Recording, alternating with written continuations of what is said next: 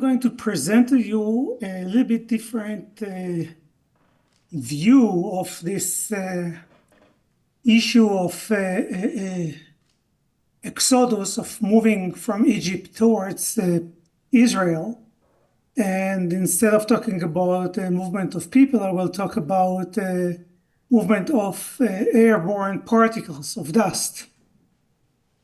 And the first thing I would like to say is that this issue of dust, mentioning dust in Exodus is definitely is not unseen phenomena. Basically, for instance, here you can see that dust is mentioned in this sentence, and they did so, for Aaron stretched out his hand with his rod and smote the dust of the earth, and it became lice in man and in beast. All the dust of the land became lice throughout all the land of Egypt. And then we see that the dust have some also anthropogenic component to it.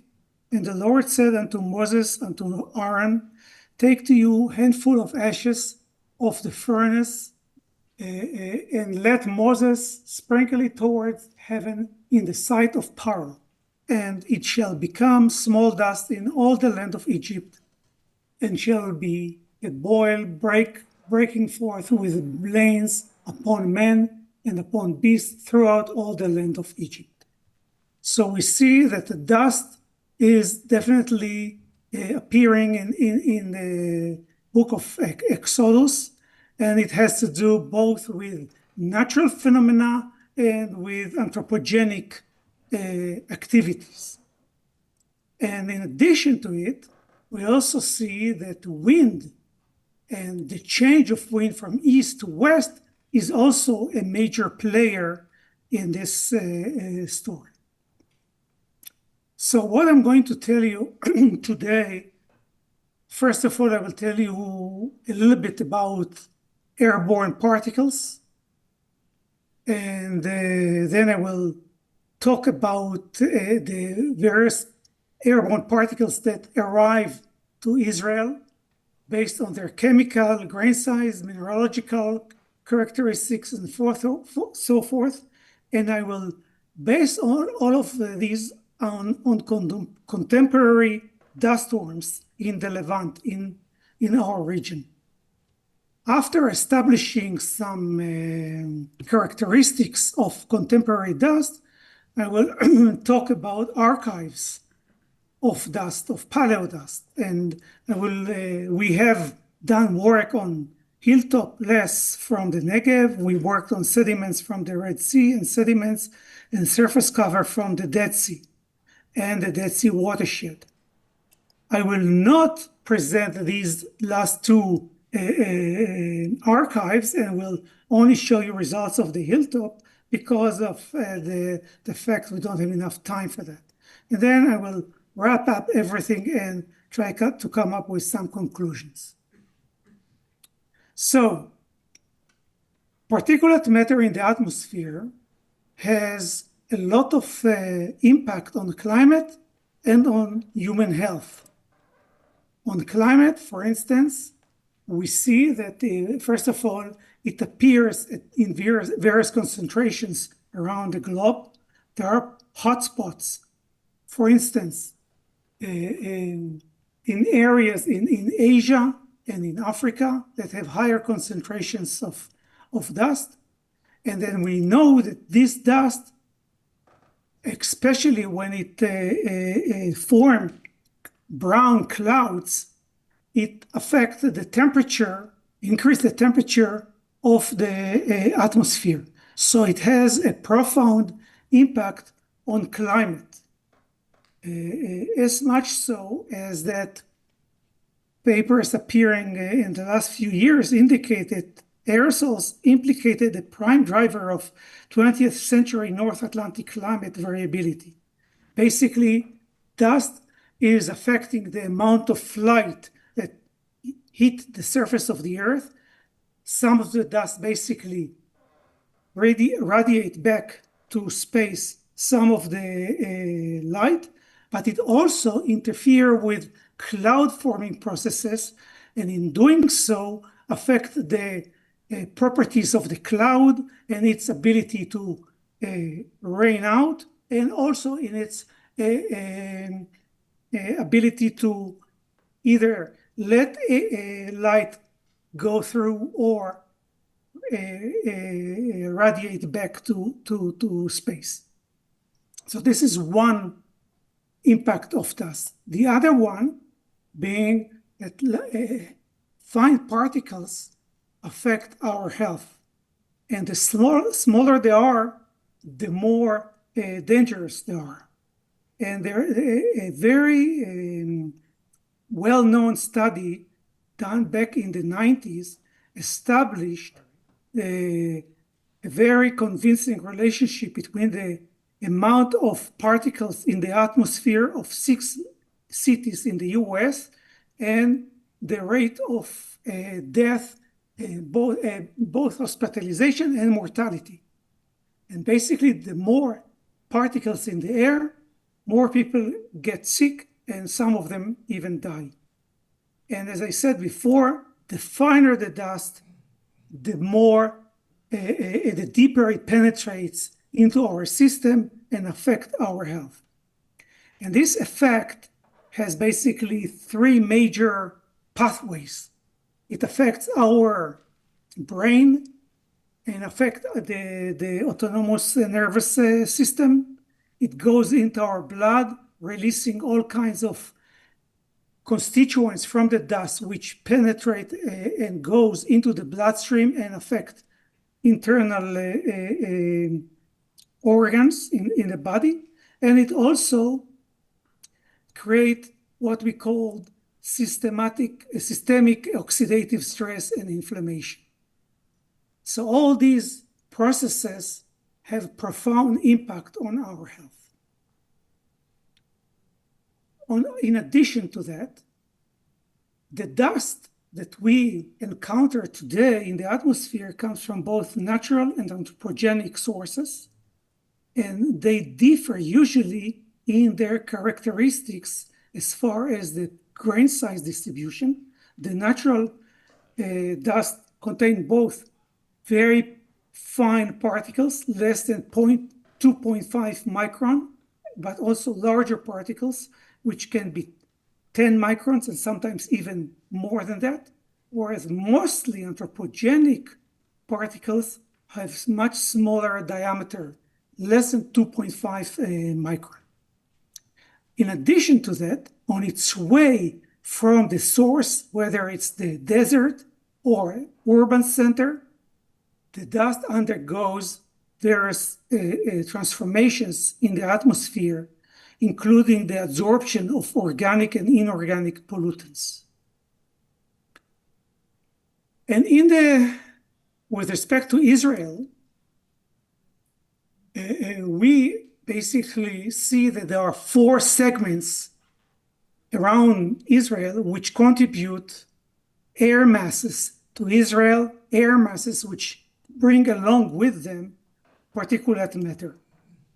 2 of them are less relative to our discussion.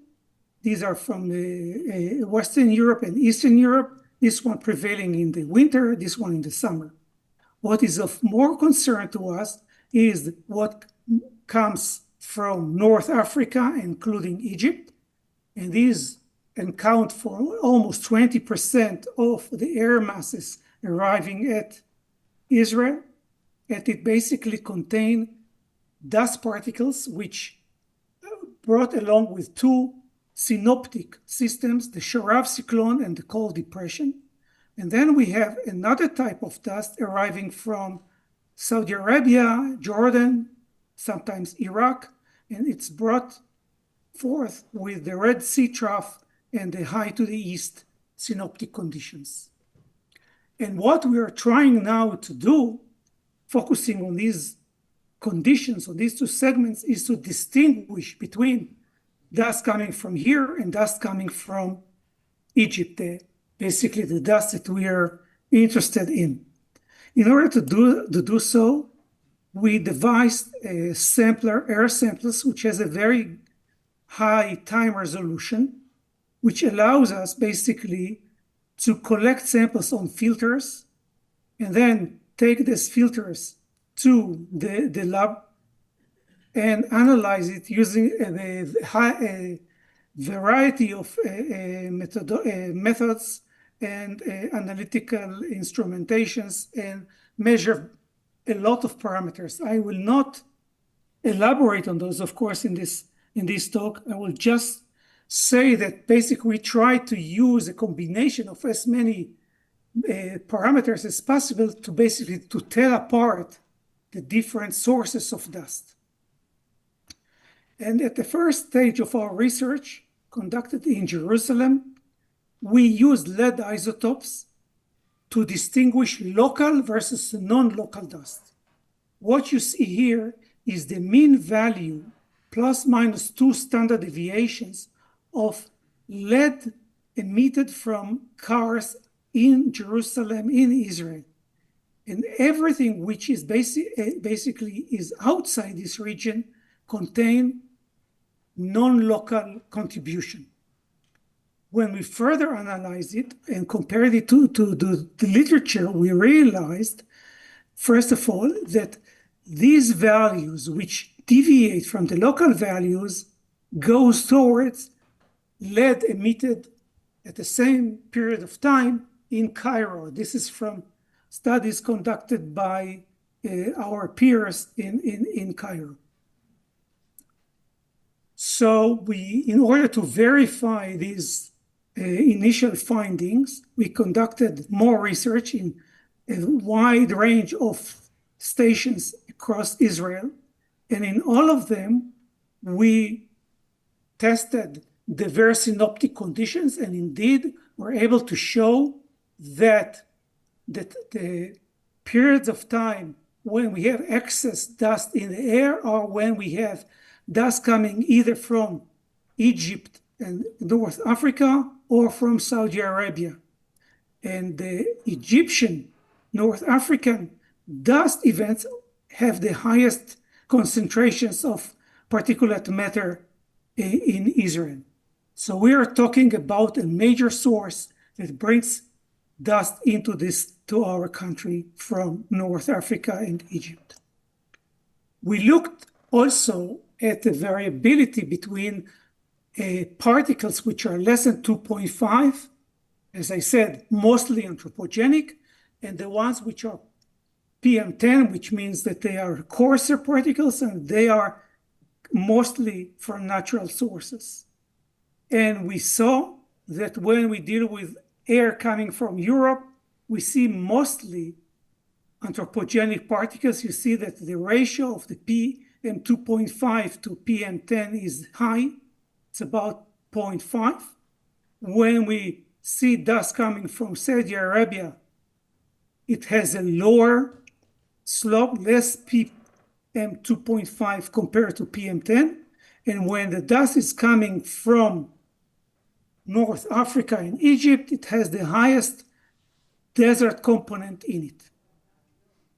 In order to further elaborate on this desert related storms, dust, we looked at dust storms and we analyzed a bunch of dust storms bringing air masses both from Saudi Arabia and from Egypt towards Israel. And we basically looked at different stages of the storm, the initial stage, the buildup of the plume, the decay of the plume, and the final stage. And just one out of many examples, this is a storm which brought air from Egypt and Sinai towards Jerusalem. And when we look at the characteristics of the dust, we see that at the very initial stage of the dust, we see local dust from the Negev, maybe from areas around Jerusalem. Then we see dust with characteristics of Cairo. Then when the highest amount of dust arrives at Israel, we see Saharan imprint. And then again, when the amount of dust goes down, we see again a print out of Cairo. And we combined these parameters that we did with additional parameters done by other researchers, and they basically characterized the North African dust based on its mineralogical composition, and they see that a type of clay mineral, which called palygorskite, has a very low concentrations, and also it has relatively high dolomite and low calcite concentration, which goes along with our observation about the ratio of magnesium to aluminum in silicates. This palygorskite is the main contributor of magnesium in aluminum silicates, and higher magnesium to calcium in carbonate. And when we compare it to Saudi Arabia dust, we see a different story there. Much higher palygorskite goes along with high magnesium to aluminum ratio in silicates, and more or less same concentration of dolomite, but much higher calcite going along with lower magnesium to calcium ratio in carbonates. So in summary, based on our a large set of analytical parameters, we were able to differentiate between Saharan dust versus red Saudian dust. And we took these characteristics and used them to analyze dust stored in geological archives. First archive that I'm not going to discuss today is the one from the Dead Sea, where basically we drilled a hole into the sediment of the Dead Sea, collected dust sediments, and in them we isolated the dust component and analyzed it. We also analyzed dust accumulated on hilltops in the Negev, and we also did some work in the hills around Jerusalem, where we analyzed dust accumulated in Terra Rosa soils around Jerusalem.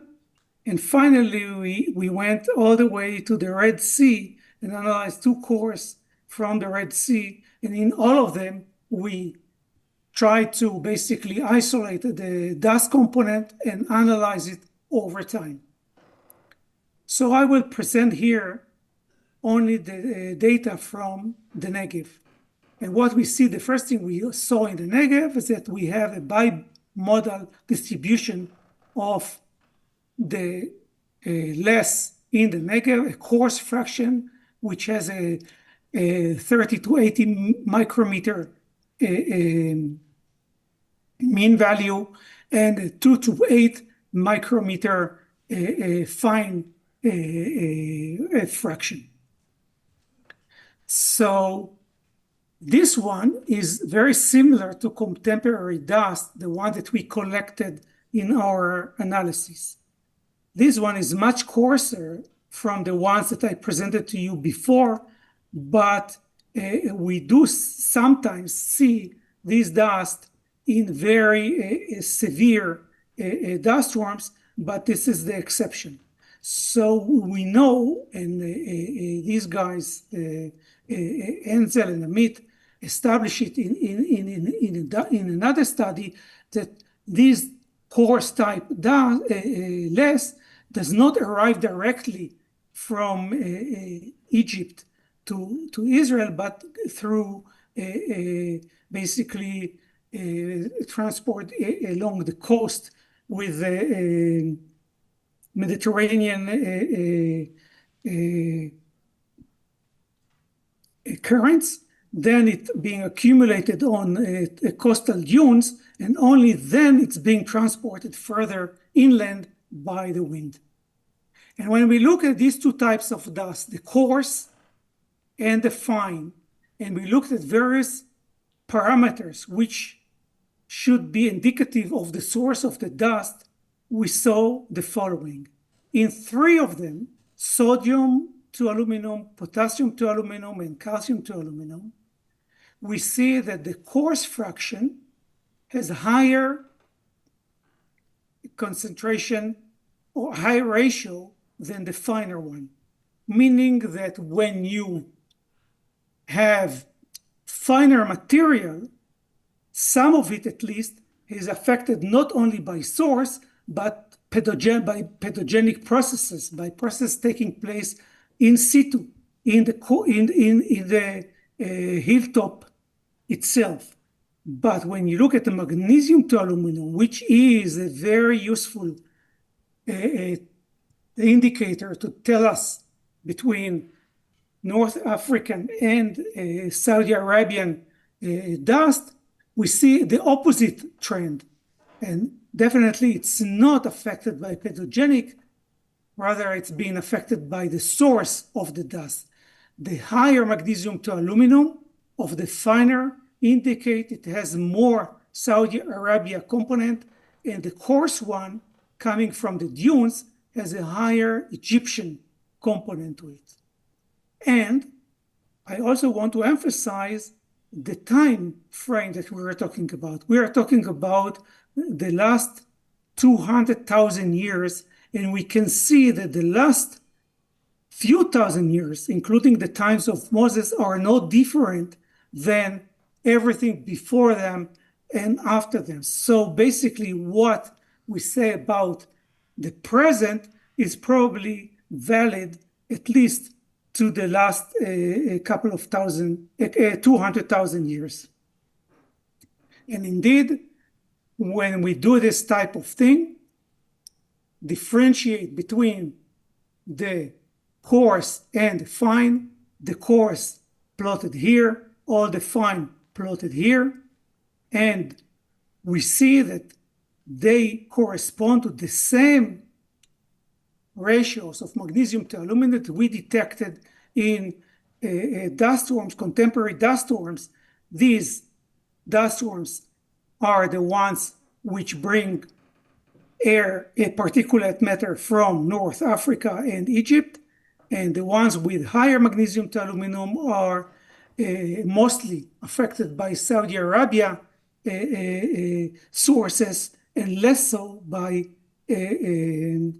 North African sources. So to summarize our findings, so the first thing we showed is that we define important particulate matter properties that are controlled by synoptic conditions that reflect the sources of the dust. And our present dust storms help us interpret records of paleodust, mostly using these magnesium to aluminum and to a lesser extent other parameters to tell apart dust coming from Egypt versus dust coming from Saudi Arabia. So in the case of the coarse less comes from Egypt, whereas the fine less comes from both Egypt and Saudi Arabia. And in the Red Sea and in the Dead Sea archives, where we did a lot of work and where we have a much finer temporal resolution, we were able to show that there are some changes accompanying that are observed in the record, and all these changes are accompanied by changes in climatic conditions in the Levant, and they happened in the very deep time, meaning that we didn't observe any major change in the last few thousand years. We only saw significant changes in the last glacial maximum and before that. So this type of behavior, where we see this very contrasting composition of dust coming from east versus west, is also reflected in Exodus, where it says that when it was morning, the east wind brought the locust, and the Lord turned a mighty strong west wind, which took away the locust and cast them into the Red Sea. Thank you very much for listening. Hi, Yigal. Thank you for that great talk. Could you just say a little more about how your study of the dust mechanisms relates to that last quote from the Hebrew Bible, the last slide? Well, what I'm maybe trying to say in a very general sense is that the type of climate, the type of conditions, climatic conditions that we observe today were probably present in the times of Moses. That basically we don't talk about different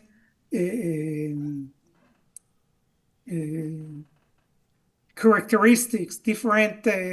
We don't need to look for, at least on average, maybe some extreme events could have happened, but on average, the times of Moses are no different than the present time. Hi, thank you. Is the Egyptian dust different in location for its source than the Egyptian and Saudi Arabian dust? I'm trying to figure out what's the difference. When I say Egyptian and Saudi Arabian, I mean that there is a mixture of Egyptian and Saudi Arabian. Mm-hmm. So the Egyptian, we know that at least some of it, based again on contemporary dust storms, we know that some of it at least comes from the area around Cairo. Okay. Again, based on various characteristics of contemporary dust storms. And as I said, because we don't see any difference between our time and the times of Moses, we assume that this is the same also for that time. Thank you, Yigal. Thanks a lot for a great talk.